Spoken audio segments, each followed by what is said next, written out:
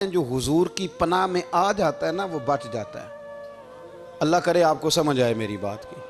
جو حضور کی پناہ میں آ جاتا ہے وہ جو دنیا دار رہتا ہے، مالدار رہتا ہے، حضور کی پناہ میں نہیں آتا وہ بے سکون رہتا ہے۔ فرماتے ہیں یہاں دنیا میں بھی حضور کی پناہ میں آ جاؤ، آج لے ان کی پناہ۔ اور آج دلیل آپ نے ابن ماجہ کی حدیث لکھی ہے، حضرت تمیم داری حدیث کے راوی ہیں، اعلیٰ حضرت نے لکھی ہے۔ فرماتے ہیں جو حضور کی پناہ میں آیا بچ گیا۔ دلیل دیتے ہیں، فرمایا انسان جانور بھی آتے تھے تو بچ جاتے تھے۔ حضرت تمیم داری رضی اللہ تعالیٰ عنہ فرماتے ہیں کہ ہم کھڑے تھے، ایک اونٹ دوڑتا ہوا آیا، نبی کریم صلی اللہ علیہ وسلم کے پہلے اس نے قدموں پہ سجدے کیے۔ صحابہ کہنے لگے حضور ہمیں بھی اجازت دیں۔ فرمایا وہ تو بے زبان ہے، اسے تو پتہ کوئی نہیں، پیش نظر ہے وہ نو بہار، سجدے کو دل ہے بے قرار، روکیے سر کو روکیے یہی تو امتحان ہے۔ فرمایا اسے کیا پتا، تم تو مکلف ہو شریعت کے، تمہیں اجازت نہیں ہے۔ اور اعلیٰ حضرت نے 2 ٹوک لکھا ہے، فرمایا سوائے خدا کے کسی کو تعظیمی سجدہ بھی حرام ہے۔ یہ نوٹ کر لیں میری بات۔ اور اعلیٰ حضرت نے فتاوی رضویہ میں لکھا ہے کسی قبر پہ جاؤ تو 4 ہاتھ دور کھڑے رہو۔ اللہ کرے آپ کو سمجھ آئے، کتنے ہاتھ؟ 4 ہاتھ دور کھڑے رہو، سورۃ فاتحہ پڑھو، درود شریف پڑھو، جس قبر پہ گئے ہو ان کی روح کو اصال ثواب کرو، ان کے وسیلے سے دعا مانگو۔ اعلیٰ حضرت فرماتے ہیں قبر کو سجدہ بالاتفاق حرام ہے، طواف قبر کا کرنا بالاتفاق حرام ہے، بوسہ لینے میں اختلاف ہے کہ جائز ہے کہ ناجائز ہے، لیکن بوسے سے بھی چونکہ شک پڑتا ہے تو فرماتے ہیں احمد رضا کی رائے یہ ہے کہ بوسہ لینے سے بھی بچا جائے۔ وہ آ گیا تو اس سے اگلی باتیں کرتا ہے، بس خاموش رہ، باادب رہ اور پیچھے رہ۔ تو حضرت تمیم داری کہتے ہیں یہ حدیث اعلیٰ حضرت نے لکھی ہے لمن والعلا میں، فرماتے ہیں کہ اونٹ نے پہلے سجدہ کیا، قدم چومے، پھر اس نے حضور کے کان میں کوئی بات کہی۔ روزے دے دوالے نے غلامہ دیاں ٹولیاں، ایک پہ سن دے کروڑاں دیاں بولیاں، یعنی اونٹ نے بات کی تو حضور نے وہ بھی سن لی۔ اعلیٰ حضرت کہتے ہیں جو پناہ میں آتا ہے بچ جاتا ہے۔ کہتے ہیں رسول کریم نے نا اونٹ کی پشت پہ ہاتھ پھیرا اور اللہ کے محبوب فرمانے لگے فکر نہ کر، اب تو آ گیا ہے نا تو جیسے تو کہے گا ویسے ہی ہو جائے گا، جیسے تو کہے گا ویسے ہی۔ ابن ماجہ میں موجود ہے، پر میں چونکہ فاضل بریلوی رحمۃ اللہ علیہ کی کتاب سے پیش کر رہا ہوں الامن والعلا سے، تو میں اسی انداز میں پیش کر رہا ہوں جس انداز میں وہاں ہے۔ حضرت تمیم داری کہتے ہیں کہ ہماری سمجھ میں بات کوئی نہ آئی، تھوڑی دیر گزری تو کچھ لوگوں نے ہاتھوں میں رسیاں پکڑی ہیں، خنجر پکڑے ہیں، دوڑے آئے، یا رسول اللہ یہ ہمارا اونٹ ہے۔ حضرت تمیم داری کہتے ہیں میں نے دیکھا کہ جب وہ آ گئے نا خنجر لے کے تو اونٹ حضور کے پیچھے چھپ گیا۔ آج لے ان کی پناہ، آج مدد مانگ ان سے، وہ حضور کے پیچھے چھپ گیا۔ تو کہتے ہیں کہ نبی کریم صلی اللہ تعالیٰ علیہ وسلم نے فرمایا کیا مسئلہ ہے بھائی؟ یا رسول اللہ ہمارا اونٹ ہے، ذبح کرنے لگے تھے دوڑ آیا ہے۔ تو حضور فرمانے لگے وہ تو تمہاری شکایت کر رہا ہے۔ وہ کہتا ہے یا رسول اللہ میں نے برسوں ان کی نوکری کی، برسوں میں نے بڑی نوکری کی۔ صحیح کہتا ہے یا رسول اللہ؟ ٹھیک کہتا ہے حضور، اب بوڑھا ہو گیا ہوں، تھوڑا زیادہ بوجھ نہیں اٹھا سکتا تو مجھے ذبح کر کے کھانا چاہتے ہیں، میں مرنا نہیں چاہتا۔ نبی کریم فرمانے لگے اچھے لوگ یہ صلہ دیتے ہیں؟ انہوں نے عرض کی حضور آپ حکم کر دیں، ہم اس کو چھوڑ دیتے ہیں یا رسول اللہ، نہیں ذبح کریں گے، خدمت کریں گے۔ حضور فرمانے لگے نہیں، اب میرے پاس آیا ہے نا، اب میں نے واپس نہیں کرنا، آج ہو گیا ہے، آج لے ان کی پناہ، آج مدد مانگ ان سے، آج ہو گیا یا رسول اللہ پھر رکھ لیں۔ حضور نے فرمایا نہیں بھائی پیسے بتاؤ کتنے؟ یا رسول اللہ نہیں کچھ نہیں۔ نبی کریم علیہ السلام نے فرمایا نہیں بتاؤ کتنے، بتاؤ کتنے؟ انہوں نے کہا حضور ایک دفعہ ریٹ لگایا تھا تو 100 دینار لگا تھا۔ حضور نے فرمایا بلال دے دو 100 دینار، 100 دینار دے دیا۔ اعلیٰ حضرت فرماتے ہیں دیکھو ان کی پناہ میں آنے کی برکتیں کتنی ہیں۔ ان سے کہا تم جاؤ، وہ چلے گئے۔ حضور نے پشت پہ ہاتھ پھیرا، فرمایا جا تو آزاد ہے۔ حضرت تمیم داری کہتے ہیں وہ پہلے گیا پھر پلٹ کے آیا، اس نے نبی پاک کے کان میں کو بات کی، کئی باتیں کی، پر میں ایک بات کرتا ہوں، کئی باتیں کی، ایک بات کی تو حضور رو پڑے۔ اونٹ چلا گیا، ہم نے عرض کی حضور یہ کیا کہہ گیا ہے؟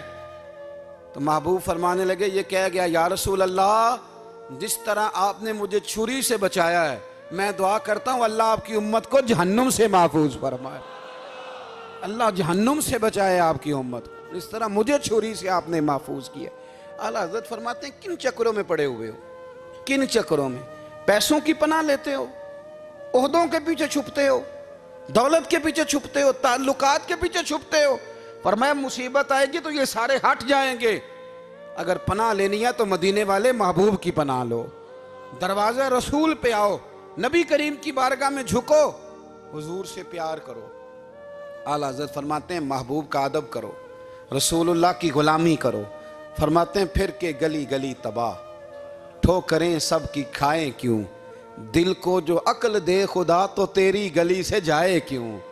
اور فرمانے لگے جان ہے عشق مصطفیٰ، روز فزوں کرے خدا، جس کو ہو درد کا مزہ وہ ناز دوا اٹھائے کیوں، جس کو ہو درد کا مزہ وہ ناز دوا اٹھائے کیوں۔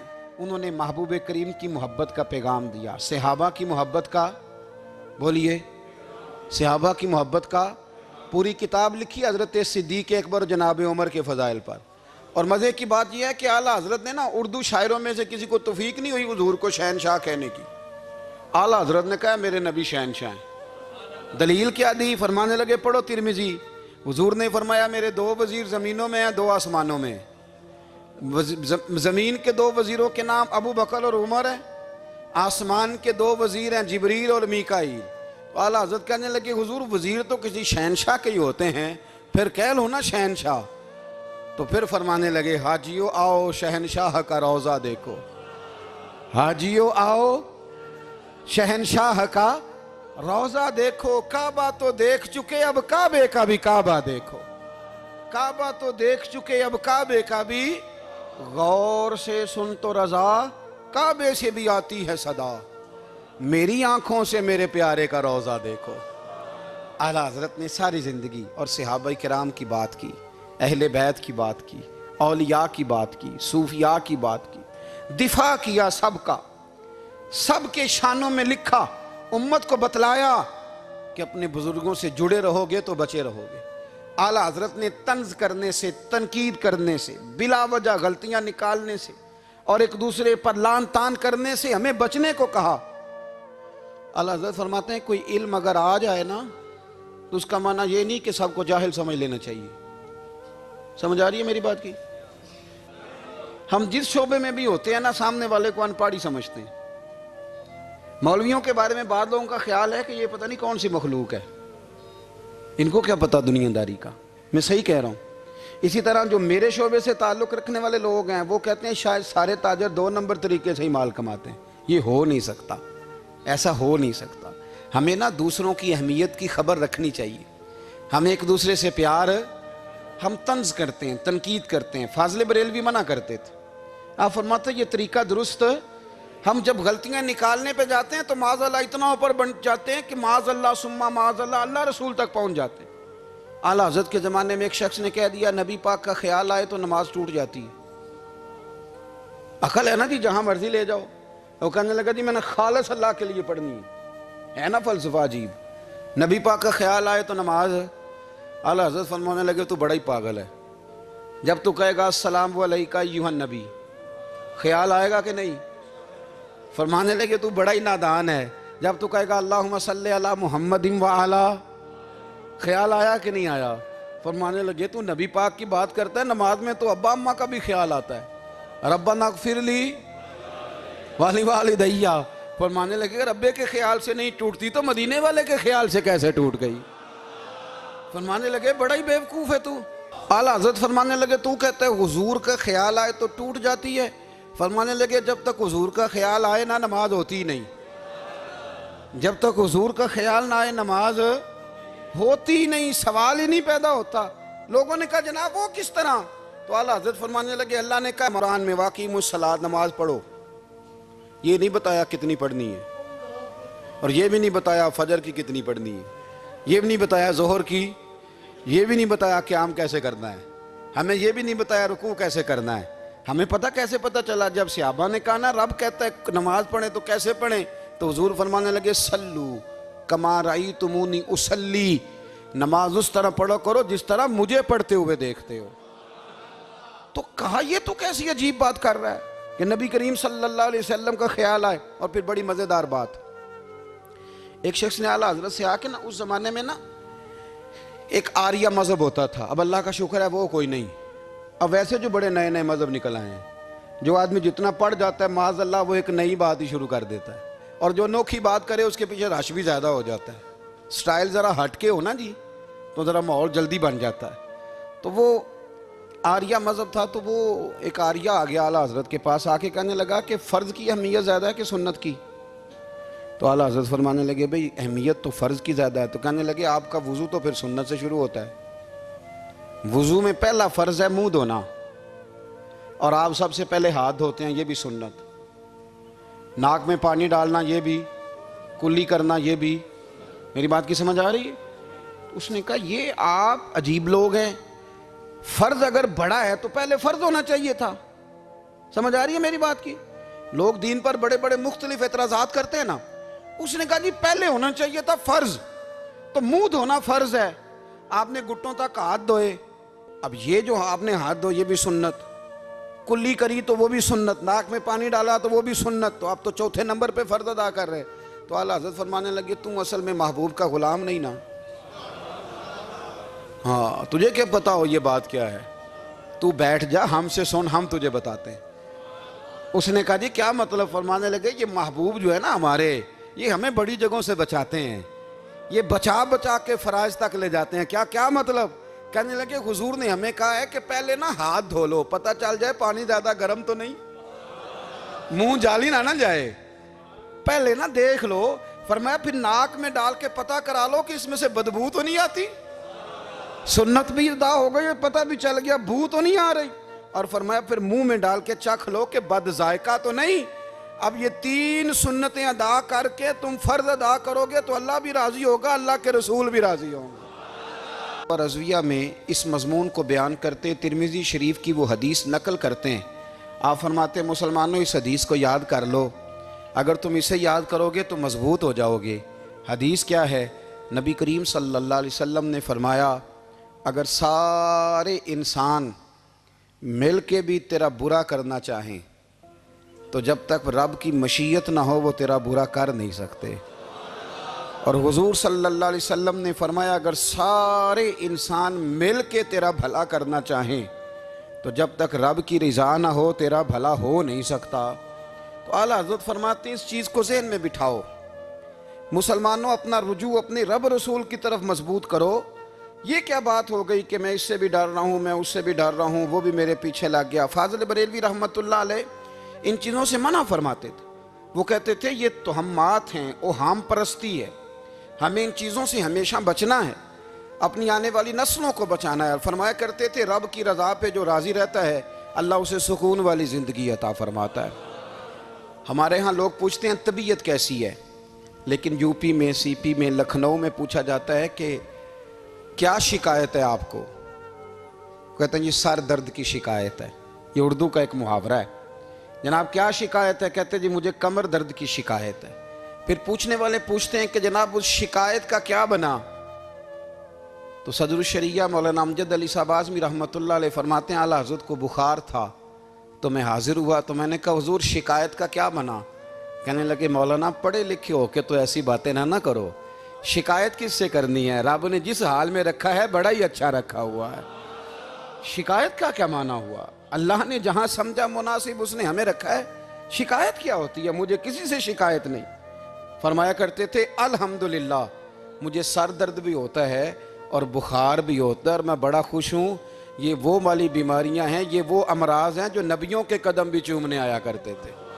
میں خوش بخت ہوں کہ وہ امراض جو انبیاء کے پاس آتے تھے, سر درد اور بخار, وہ مجھے لگتے ہیں. اپنی زندگی کو رضا والی زندگی بنایا. یقین بڑا کامل تھا میرے اعلیٰ حضرت کا. امام غزالی نے حدیث لکھی ہے, نبی کریم صلی اللہ علیہ وسلم نے فرمایا ہے یقین اس طرح سیکھا کرو جس طرح تم قرآن سیکھتے ہو. آج میرے دور کا سب سے بڑا مسئلہ یقین کی کمزوری ہے. مسلمان کچی پکی سوچیں سوچتا ہے, کمزور کمزور جملے بولتا ہے, اس کو دنیا داروں کے وعدوں پر اعتماد جلدی ہوتا ہے. لیکن معاذ اللہ اللہ رسول کے وعدوں کے بارے میں یہ کئی دفعہ شکوک کا شکار ہوتا ہے، اسے سمجھنا چاہیے۔ فاضل بریلوی ایک پختہ یقین والی شخصیت تھے، پختہ یقین والی۔ بریلی شریف کے دائیں بائیں طاعون کا مرض پھیل گیا تو اعلیٰ حضرت فرماتے ہیں میرے منہ میں بھی کچھ گلٹیاں نکل آئیں، تو بعض لوگوں نے کہا شاید آپ کو بھی طاعون ہو گیا ہے۔ اعلیٰ حضرت رحمۃ اللہ علیہ فرماتے ہیں جو سب سے بہترین طبیب تھا وہ لایا گیا، اس نے میرا منہ دیکھ کے گلٹیاں دیکھ کے کہا اوہو آپ کو تو طاعون کا مرض ہو گیا ہے۔ تو اعلیٰ حضرت فرمانے لگے مجھے ساری بیماریاں لگ سکتی ہیں، یہ نہیں لگ سکتی۔ اس نے کہا حکیم میں ہوں کہ آپ ہیں؟ فرمایا نہیں آپ ہی ہیں، پر یہ بیماری مجھے نہیں لگ سکتی، یہ مجھے ہو نہیں سکتی۔ اس نے اصرار کیا تو اعلیٰ حضرت رحمۃ اللہ تعالی علیہ اس کو کہنے لگے میاں تو جو مرضی کر لیکن مجھے طاعون کا مرض نہیں ہو سکتا، یہ بات طے ہے۔ وہ ناراض ہو کے چلا گیا۔ اب طاعون کی جو گلٹیاں ہوتی تھی نا وہ بڑے بڑے مہینوں نہیں جاتی تھیں، تکلیف رہتی تھی۔ اعلیٰ حضرت کہتے ہیں میں نے اسی رات نا تھوڑی سی کالی مرچوں کا سفوف بنایا اور مسواک میں رکھ کے جب منہ کے اندر چھڑکا تو تھوڑا سا خون نکلا اور میرا منہ بالکل ٹھیک ہو گیا۔ سویرے میں نے کہا بلاؤ نا اپنے حکیم کو جو کہتا تھا طاعون ہو گیا ہے۔ تو لوگ کہنے لگے حضور آپ کو ویسے کیسے پتا تھا طاعون نہیں ہے؟ فرمانے لگے پتہ اس طرح تھا کہ اللہ کے رسول صلی اللہ علیہ وسلم نے ایک دعا ارشاد فرمائی ہے، فرمایا کسی مریض کو دیکھ کے پڑھ لو الحمدللہ الذی مما ابتلاک بہ وفضلنی علی کثیر ممن خلق تفضیلا۔ حضور نے فرمایا کسی بیمار کو دیکھ کے، مصیبت والے کو دیکھ کے یہ دعا پڑھو، تم اس مصیبت میں شکار نہیں ہوں گے۔ فرمانے لگے میں نے طاعون کے مریض کو دیکھ کے دعا پڑھ لی تھی، تارے ٹوٹ سکتے ہیں، چاند گر سکتا ہے، سورج اپنی جگہ چھوڑ سکتا ہے، پر مدینے والے محبوب کی بات غلط نہیں ہو سکتی۔ یہ میرا یقین کامل ہے، ساڑھے نبی دی زبان ساڑھے واسطے قرآن، یہ بات غلط ہو سکتی؟ مضبوط یقین فاضل بریلوی کا، مضبوط نظریات۔ اعلیٰ حضرت رحمۃ اللہ تعالیٰ علیہ سے کسی نے کہا آپ کس طرح کے مومن ہیں، کس طرح کے مومن ہیں؟ تو اعلیٰ حضرت فرمانے لگے میرا دل چیرو، اس کو کھولو، ایک طرف لا الہ الا اللہ لکھا ہوگا، دوسری جانب محمد رسول اللہ لکھا ہوگا، کھول کے دیکھ لو۔ ایک تو یقین کی پھر دوسری بات، خشک لوگوں کو زندگی گزارنے کا مزہ کوئی نہیں آتا، زندگی گزارنے کا مزہ اسے ہی آتا ہے جسے کسی سے پیار ہو جاتا ہے۔ باقی نا دیکھیں نا، ایک بندہ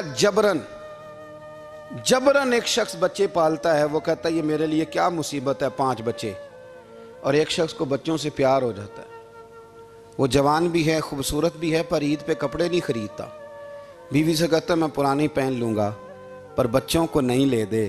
اور بھائی تیری خواہشیں مر گئی ہیں، تیری خوبصورتیوں کی طرف جانے کی آرزویں ختم ہو گئی، تو کہنے لگا سارا کچھ ہے پر بچوں سے پیار جو ہو گیا ہے۔ اعلیٰ حضرت رحمۃ اللہ علیہ بہت بڑے فلسفی تھے، منطقی تھے، بہت بڑے سائنسدان تھے۔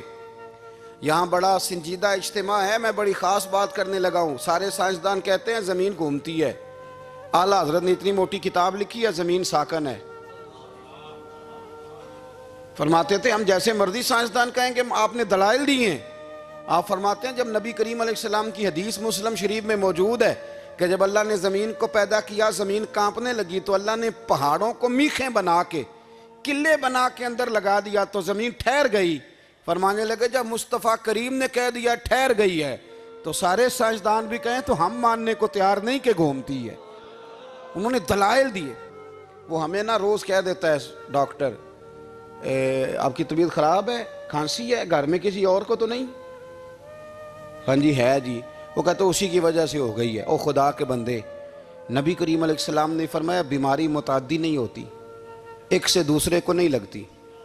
اور بڑے سادے انداز میں مسلم کی حدیث ہے، ایک صحابی نے کہا یا رسول اللہ میرے اونٹ کو اس اونٹ سے خارش پڑ گئی ہے، تو اللہ کے رسول فرمانے لگے تیرے اونٹ کو تو اس سے پڑیا تو اس کو کہاں سے پڑی تھی؟ کہنے لگا جی وہ تو قدرتی معاملہ ہے، تو حضور فرمانے لگے یہ بھی قدرتی معاملہ ہے۔ اب ہمیں جو مرضی، اعلیٰ حضرت کے زمانے میں لوگوں نے کہا کشش ثقل ہے، زمین اپنی طرف چیزوں کو کھینچتی ہے، دلیل کیا ہے؟ وہ کہنے لگے جی سیب گرتا ہے تو زمین پہ، آم گرتا ہے درخت سے تو زمین پہ، امرود گرتا ہے تو، انار گرتا ہے تو زمین میں کشش ہے، کھینچ لیتی ہے۔ اعلیٰ حضرت فرمانے لگے شاباش، سائنسدان جو کہیں گے ہم مانیں گے، فرمانے لگے زمین نے آدھا کلو کا سیب کھینچ لیا ہے، 1.5 پاؤ کا انار کھینچ لیا ہے، پر ہم نے غبارے میں 1.5 چھٹانگ ہوا بھر دیا، وہ تو زمین سے کھینچا نہیں گیا۔ یہ کس قسم کی کشش ثقل ہے؟ یہ ابھی 2 سال پہلے ڈاکٹر عبدالقدیر خان کا مضمون چھپا تھا روزنامہ جنگ میں۔ وہ کہتا ہے مجھے وہ مولوی چاہیے تھا جس کے پاس قرآن حدیث بھی ہو اور سائنس کے علوم بھی ہوں۔ کہتا ہے میں نے زمانے کے دروازے کھٹکھٹائے، پھر میں پہنچا بریلی کے امام کے پاس، اور کہتا ہے وہاں جا کے میں ٹھہر گیا ہوں، اس لیے کہ مجھے قرآن و سنت کا نور بھی ملا ہے اور مجھے سائنس کے رموز بھی ملے ہیں۔ یہ واحد شخص ہے جو دین کو سائنس کا پابند نہیں کرتا، بلکہ سائنس کو مدینے والے کا غلام بناتا ہے، مدینے والے کا غلام بناتے۔ تو اعلیٰ حضرت فرمانے لگے عجیب فلسفہ ہے نا جی، آم کھینچ لیا اس نے، سیب کھینچ لیا، امرود کھینچ لیا، پر اس سے 1.5 چھٹانگ والا غبارہ۔ تو لوگوں نے کہا حضور پھر مسئلہ کیا ہے؟ آپ فرمانے لگے مسئلہ یہ ہے کہ ہر چیز اپنی اصل کی طرف لوٹ جاتی ہے، ہر چیز اپنی، سیب، امرود، انار زمین سے پیدا ہوتے ہیں تو زمین پہ گرتے ہیں، ہوا کی اصل اوپر ہے، اس لیے جب غبارے میں ہوا بھریں گے تو ہوا اس کو اوپر لے جائے گی۔ ہاں جب اس سے ہوا نکل جائے گی تو پھر غبارہ جو جس کی اصل ہوتی ہے ادھر لوٹ جاتا ہے۔ انسان مٹی سے بنا ہے تو جاتا کہاں ہے؟ مٹی نہتے مٹی رہنا ہی ایمی کا دی بلے بلے، آج مٹی دے اتے بندیا تے کل مٹی دے تھلے۔ تو اعلیٰ حضرت رحمت اللہ تعالیٰ علیہ نے نا اپنے سارے علوم کو نبی پاک کا غلام بنا دیا۔ آپ فرمایا کرتے تھے آج لے ان کی پناہ، آج مدد مانگ ان سے، کل نہ مانیں گے قیامت میں اگر مان گیا۔